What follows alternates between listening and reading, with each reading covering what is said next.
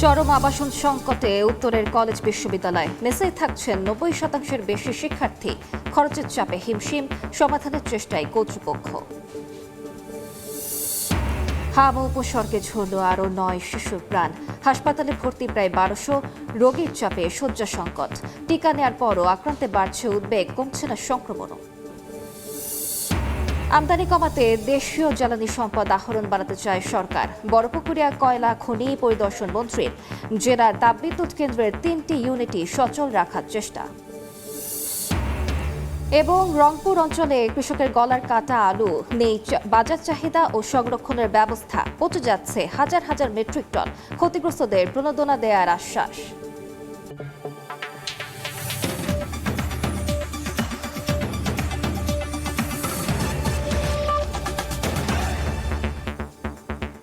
আমন্ত্রণ সময় সংবাদের নিয়মিত আয়োজন বিভাগীয় সময়ে। সপ্তাহে ৭ দিন থাকছি ভিন্ন ভিন্ন বিভাগের সংবাদ নিয়ে। আজ থাকছে রংপুর বিভাগ, সঙ্গে আছি আমি আলিশা ইসলাম। চরম আবাসন সংকটে উত্তরের সব কলেজ বিশ্ববিদ্যালয়। বেশিরভাগের আবাসন সুবিধা রয়েছে চাহিদার ৮%-এরও কম। এতে একদিকে যেমন শিক্ষার্থীদের খরচ বাড়ছে, তেমনি ব্যাহত হচ্ছে স্বাভাবিক শিক্ষা জীবনও। শাকিল মাহমুদের ছবিতে নাজমুল ইসলাম নিশাতের রিপোর্ট। রংপুর বেগম রোকেয়া বিশ্ববিদ্যালয়ের শিক্ষার্থী হাসান ও রাকিব নগরীর চকবাজারে একটি রুম ভাড়া নিয়ে থাকেন। এদের একজন মাস্টার্সের, অন্যজন ষষ্ঠ সেমিস্টারের শিক্ষার্থী। হলে সিট না পাওয়ায় মেসে থেকে শেষ করছেন বিশ্ববিদ্যালয় জীবন। হলে থাকলে যে সুবিধাটা পাইতাম, এক হচ্ছে প্রথমত আমি নিরাপত্তা থাকতাম। মেসের জীবনযাপনটা তুলনামূলকভাবে হলের জীবনযাপনের চেয়ে একটু বেশি ব্যয়বহুল। বিশ্ববিদ্যালয়টি ৭,৫০০ শিক্ষার্থীর জন্য হলে সিট রয়েছে মাত্র ৭৮৫টি। একই অবস্থা উত্তরের অক্সফোর্ড খ্যাত কারমাইকেল কলেজেরও। হাজী মোহাম্মদ দানেশ বিজ্ঞান ও প্রযুক্তি বিশ্ববিদ্যালয়ে ১২,০০০ শিক্ষার্থীর জন্য সিট ৩,০০০। আর নিজস্ব ক্যাম্পাস না থাকায় কুড়িগ্রাম বিশ্ববিদ্যালয়ের শিক্ষা কার্যক্রমই চলছে ভাড়া ভবনে। হলের সুযোগও পাচ্ছি না, বাইরেও থাকতে হচ্ছে। যারা আর্থিকভাবে অসচ্ছল তাদের জন্য আসলে খুবই সমস্যা। কর্তৃপক্ষ বলছে শিক্ষার্থীদের হল সংকট সমাধানে নেওয়া হচ্ছে কার্যকর উদ্যোগ। আবাসনের ব্যাপারে সরকারি যে সমস্ত সংস্থা কাজ করে হল করার জন্য তাগিদ দেয়, কিন্তু বাস্তবে তো আসলে আমরা বরাদ্দ সেইভাবে পাই না। ১২ তলা একটা ছেলেদের হল হবে, ১২ তলা একটা মেয়েদের হল হবে, ১২ তলা একটা একাডেমিক ভবন এবং এর সাথে রিসার্চ ল্যাব থাকবে। ইউজিসির তথ্য বলছে দেশের ২১টি সরকারি বিশ্ববিদ্যালয়ের ৭০% শিক্ষার্থী আবাসন সুবিধা বঞ্চিত। হলগুলোতে সিট না পেয়ে মেসে বাড়তি টাকা খরচ করে থাকতে হচ্ছে শিক্ষার্থীদের। এতে একদিকে যেমন পরিবারের উপর আর্থিক চাপ বাড়ছে, অন্যদিকে শিক্ষা জীবনও ব্যাহত হচ্ছে। তাদের দাবি, বিশ্ববিদ্যালয়গুলোতে আবাসন সংকট সমাধানে কার্যকরী উদ্যোগ নিতে হবে সরকার এবং সংশ্লিষ্ট কর্তৃপক্ষকে। নাজমুল ইসলাম নিশাত, সময় সংবাদ, রংপুর। এ বিষয়ে আলোচনা করতে রংপুর থেকে যুক্ত হচ্ছেন সহকর্মী নাজমুল ইসলাম নিশাত এবং তার সঙ্গে যুক্ত হচ্ছেন রংপুর সরকারি কলেজের অধ্যাপক ডক্টর মাকফুর হোসেন। সরাসরি যাচ্ছি সেখানে। আমরা দেখছি যে উত্তরাঞ্চলের অধিকাংশ উচ্চ শিক্ষা প্রতিষ্ঠানগুলোতে যে আবাসন সংকট সেটি কিন্তু প্রকট হয়েছে এবং অধিকাংশ ক্ষেত্রে আমরা দেখছি অনেক প্রতিষ্ঠানে ১% পর্যন্ত আবাসন সুবিধা নেই। আমরা আজকে এইসব বিষয় নিয়ে আলোচনা করব, কেন শিক্ষার্থীদের জন্য আবাসন সুবিধা জরুরি। আমার সাথে অতিথি হিসেবে রয়েছেন রংপুর সরকারি কলেজের অধ্যাপক ডক্টর মাকফুর রহমান। আমরা সরাসরি আলোচনায় যেতে চাই। আমরা দেখছিলাম একটি প্রতিবেদনে আবাসন সংকট চরমে উত্তরাঞ্চলের প্রতিটি উচ্চ শিক্ষা প্রতিষ্ঠানগুলোতে। আসলে আবাসন সুবিধাটা কেন জরুরি? ধন্যবাদ আপনাকে। আপনি উত্তরাঞ্চল দিয়ে শুরু করেছেন, কিন্তু প্রকৃত বিচারে যদি আমরা দেখি এই সমস্যা আসলে শুধু উত্তরাঞ্চলের মধ্যেই সীমাবদ্ধ তা নয়, বরং এটি সারা দেশেই একই রকমের চিত্রই পাবেন। কেন প্রয়োজন আসলে টারশিয়ারি লেভেলের এডুকেশনে, বিশ্ববিদ্যালয় পর্যায়ের শিক্ষা ব্যবস্থায় আবাসন সুবিধাটা দরকার?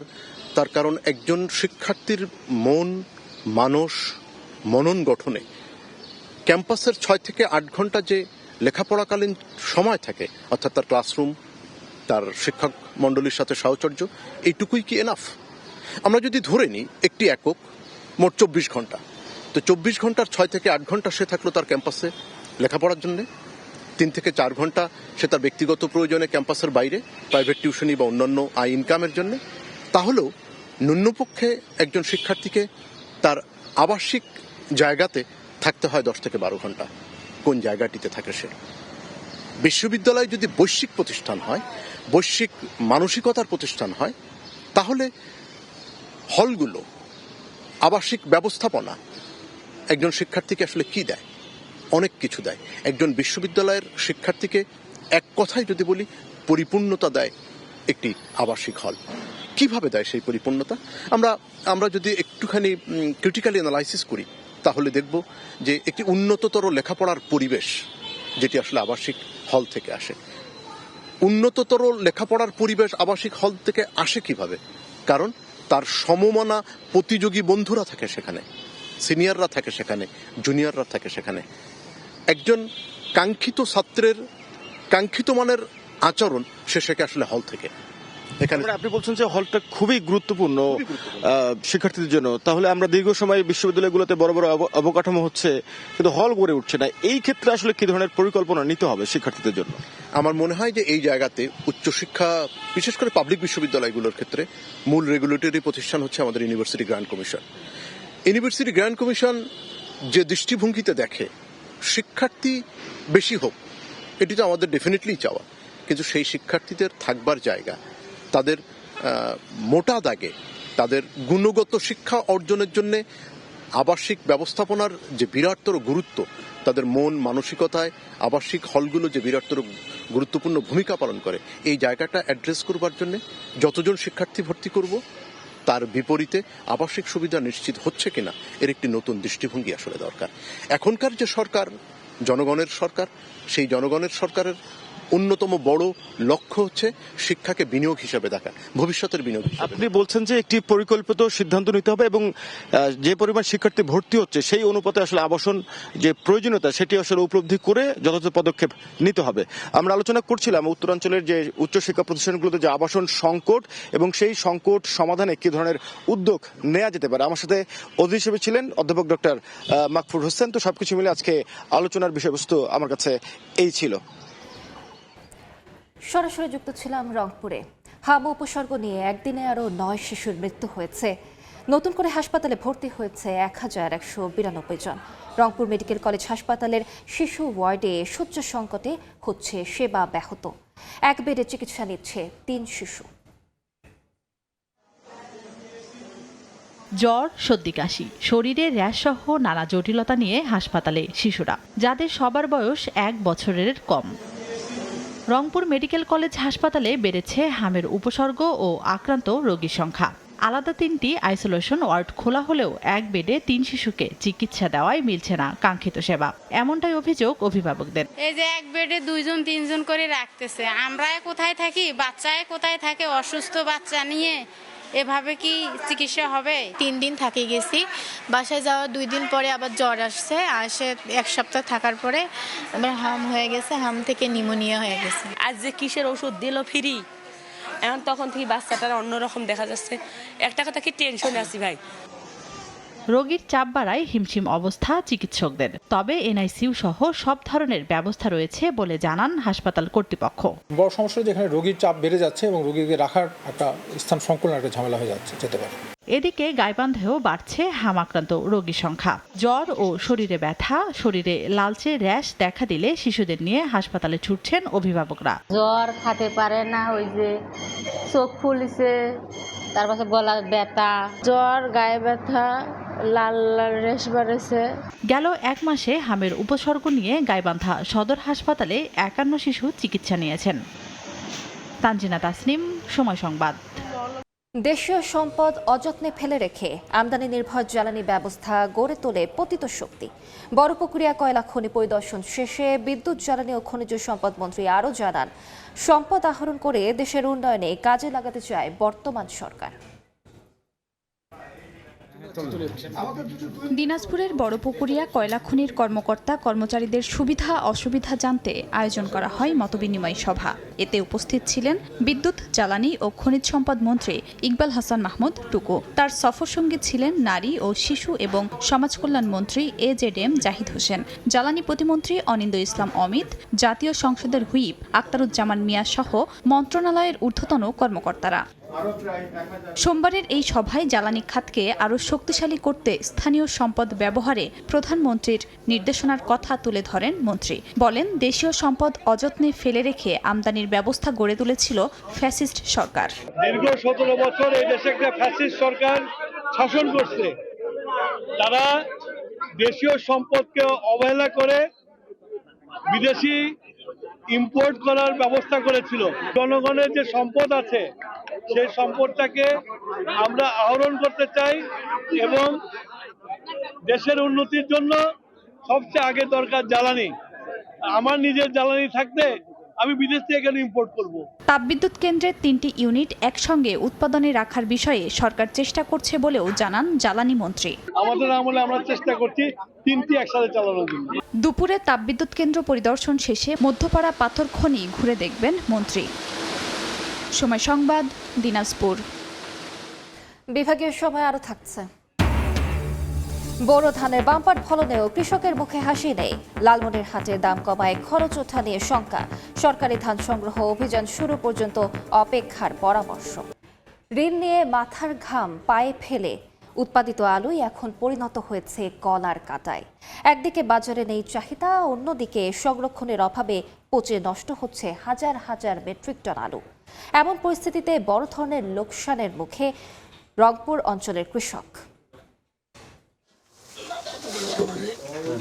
রংপুরের পীরগাছার ফজলুর রহমান ও আশিকুর রহমান স্বপ্ন দেখেছিলেন আলুর ভালো দাম পেলে ঘুরবে সংসারের চাকা, কিন্তু আজ সে আলুই হয়ে উঠেছে দুঃস্বপ্ন। মজুদ রাখা আলু পচে যাওয়ায় বাধ্য হচ্ছেন ফেলে দিতে। বহু টাকা ঋণ করিয়ে আলু তো বিক্রি করতে আলু তো সব পচে গেল। এখন আমি নিরবে কিস্তি এলে তো আমার কিস্তি ছাড়তেছে না।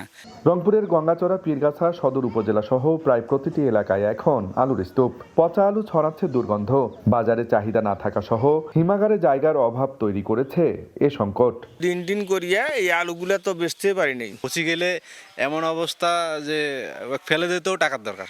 এমন পরিস্থিতিতে ক্ষতিগ্রস্ত কৃষকের তালিকা করে প্রণোদনের আওতায় আনার আশ্বাস দিয়েছে স্থানীয় কৃষি বিভাগ। আমাদের কাছে এই ধরনের মেসেজ আসলে আমরা তাদেরকে বিশেষ করে প্রণোদনের আওতায় তাদেরকে আমরা বীজ, সার, বিভিন্ন ফসলের উপকরণ যেগুলো সহায়তা দিয়ে থেকে আমরা তাদেরকে সেই সহায়তার আওতায় নিয়ে আসবো। চলতি বছর রংপুরে 28,54,201 মেট্রিক টন আলু উৎপাদন হয়েছে। আর জেলার 71টি হিমাগারে ধারণ ক্ষমতা 7,27,545 মেট্রিক টন। আব্দুর রশিদ জীবন, সময় সংবাদ, রংপুর। লালমনিরহাটে বোরো ধানের বাম্পার ফলন হওয়ার পরও হাসি নেই কৃষকের মুখে। বাজারে ধানের দাম কম থাকায় উৎপাদন খরচ ওঠানো নিয়েই শঙ্কায় কৃষক। তবে কৃষি বিভাগের দাবি, ভালো ফলন হওয়ায় ক্ষতি পুষিয়ে নিতে পারবেন কৃষকরা। সোনালী রঙে ছেয়ে গেছে উত্তরের জেলা লালমনিরহাটের ফসলের মাঠ। চারদিকে ধান কাটা ও মাড়াইয়ের উৎসব। তবে বাজারে দাম কম থাকায় চিন্তার ভাঁজ কৃষকের কপালে। জানান, বিঘা প্রতি ধান চাষে খরচ বেড়েছে কয়েক গুণ, অথচ বাজারে মিলছে না ন্যায্য মূল্য। উৎপাদন খরচের বিবেচনায় প্রতিমণ ধানের দাম অন্তত 12 থেকে 1300 টাকা নির্ধারণের দাবি তাদের। লেবারের রেট বেশি, সারের রেট বেশি, সবকিছু মিলিয়ে আমাদের কিন্তু এবারকার পুরা লস। আবাদ করতে 1200 টাকা পড়ে গেছে, ধান বিক্রি হচ্ছে 700 টাকা। কৃষক তো দেশে আর ধানের যে বর্তমানে দাম, তাতে দেখা যাচ্ছে যে একজন কৃষকের মনে হয় ধান আর আবাদ করা বা ফসল আবাদ করা বাদ দিতে হবে। তবে কৃষি বিভাগ বলছে, ভালো ফলন হওয়ায় ক্ষতি পুষিয়ে নিতে পারবেন চাষিরা। সেই সঙ্গে সরকারি ধান সংগ্রহ অভিযান শুরু হওয়া পর্যন্ত কৃষকদের অপেক্ষার পরামর্শ দিচ্ছেন কর্মকর্তারা। কথা বলছি যাতে এটা দ্রুত ধানের দামটা একটু কৃষকদের চাহিদা অনুযায়ী বৃদ্ধি পায় এবং যারা কৃষকরা জানতে লাভবান হয়। চলতি বছর লালমনিরহাটে 48,110 হেক্টর জমিতে বোরো চাষ হয়েছে। সময় সংবাদ, লালমনিরহাট। বিভাগীয় সময় আরো থাকছে। কোরবানি ঈদ সামনে রেখে গবাদি পশু পরিচর্যায় ব্যস্ত খামারি। ঠাকুরগাঁওয়ে মিলছে বিদেশি জাতের গরু। কাঙ্ক্ষিত দাম পেতে ভারতীয় গরুর প্রবেশ ঠেকানোর দাবি। কথা ছিল লঞ্চ ফেরি টার্মিনাল।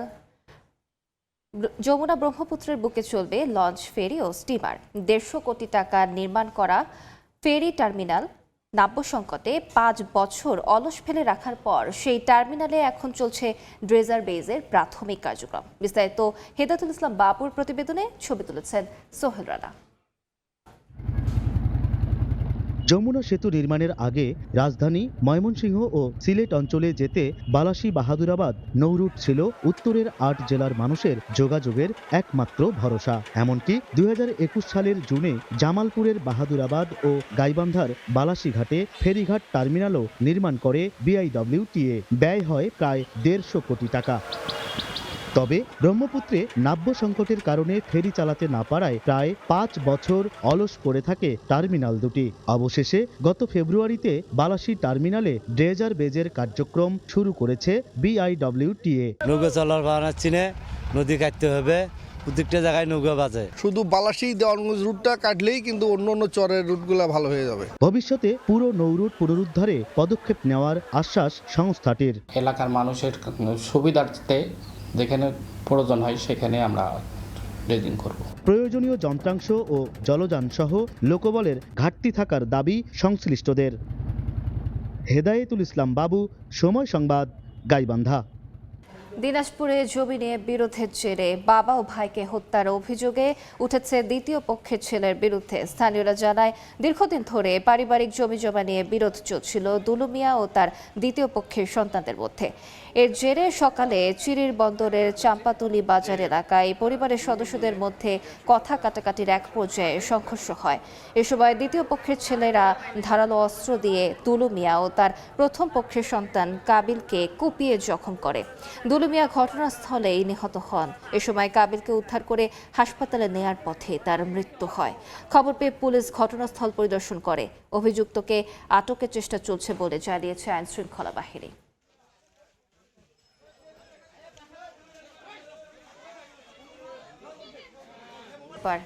দিনাজপুরে প্রতি বছর আমের উৎপাদন বাড়লেও সরকারি উদ্যোগ না থাকায় হচ্ছে না রফতানি। জেলায় আবাদ হচ্ছে বারিচার, আম্রপালি, হাড়িভাঙা, হিমসাগর ও ব্যানানা ম্যাঙ্গো সহ 7 প্রজাতির আম।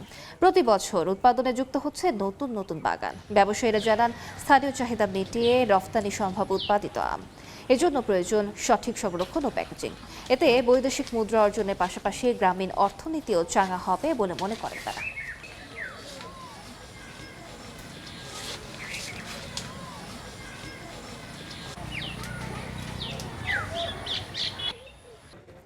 কোরবানি ঈদকে সামনে রেখে গবাদি পশু পরিচর্যায় ব্যস্ত ঠাকুরগাঁওয়ের খামারিরা জানান, জেলায় ছোট বড় 24টি পশুর হাট থাকলেও অনেকেই খামার থেকে কেনেন কোরবানির পশু।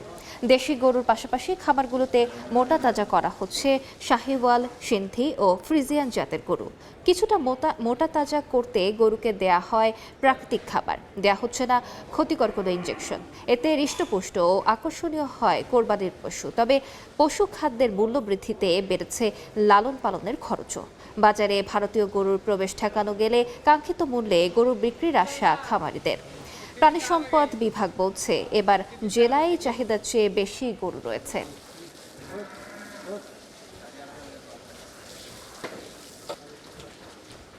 বিভাগীয় সময় শীর্ষ সংবাদগুলো জানিয়ে দিচ্ছে আরেকবার।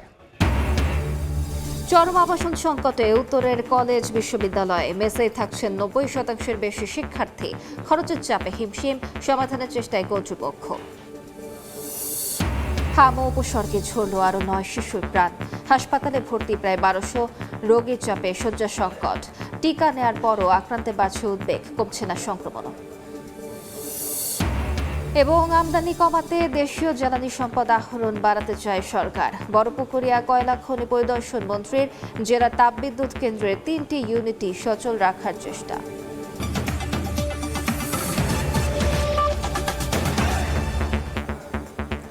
এই ছিল বিভাগীয় সময়। আগামীকাল থাকবো রাজশাহী বিভাগের আয়োজন নিয়ে। আন্তর্জাতিক সময় নিয়ে আসছি কিছুক্ষণ পর।